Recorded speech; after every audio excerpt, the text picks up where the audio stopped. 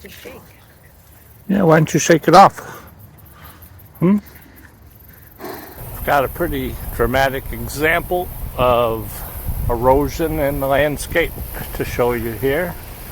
We had a big rain event 2 days ago now.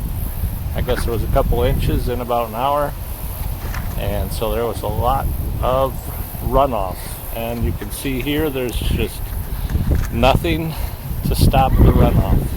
So all through here you can see where the water was running.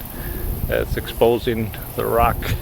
Up at the top here you can see where the erosion is leveled down about a foot or so below the posts up at the top of the line there. And again, everything washes down except for the rocks getting exposed. Got a lot of sand depositing at the low end here, and then comes down to the corner of the paddock. And I'll get over the wire a little bit and make sure not to shock myself. So you can see that basically everything runs to this corner and flushes over onto our property. And I'll come down and show you that. Let's see if it's steady at all. All right. So you can see the severe cutting into the ground there. It's the main water flow comes out and washes all their topsoil onto our side of the property.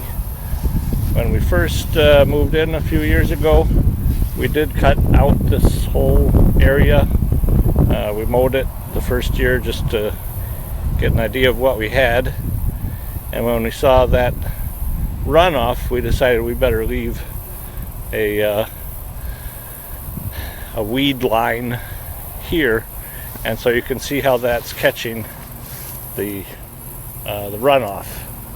So it's stopping here and settling onto our property, raising the level of our property at this point.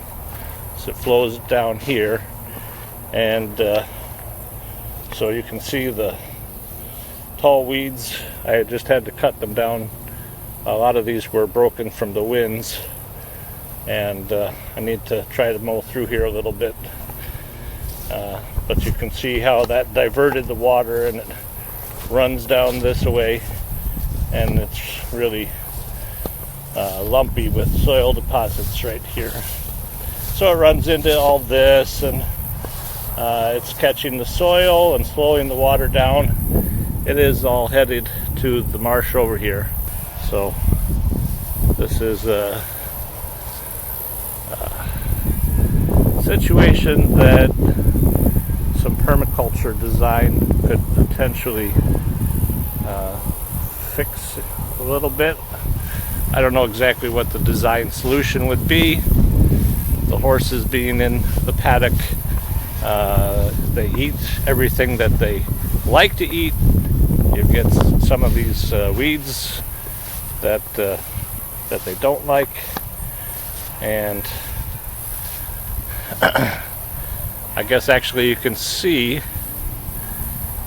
up on this tree line here, we've got the fence line and then some trees, and their roots are helping to hold in the soil, and then that line of weeds, those are actually retaining and slowing down the rain events.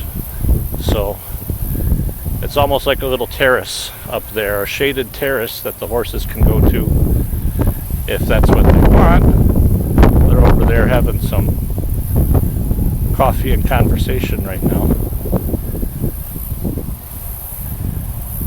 Oh, we got a whole bunch of dragonflies. I don't know if you can see.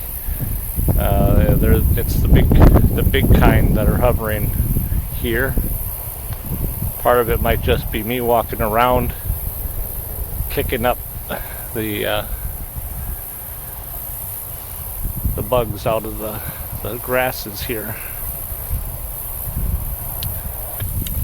This is all stuff that you need to think about if you've got any amount of land at all. And there's not just one solution to any problem. Usually you want to use multiple. There he is going back up into the shade.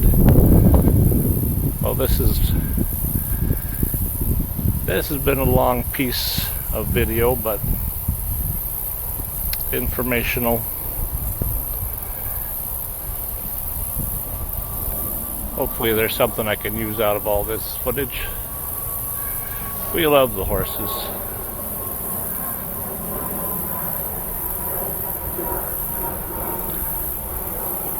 Can you think of better neighbors?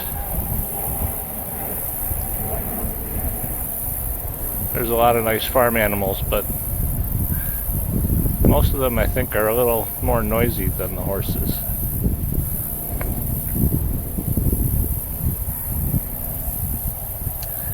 It's a beautiful day here. Kind of day that you dream about in the winter.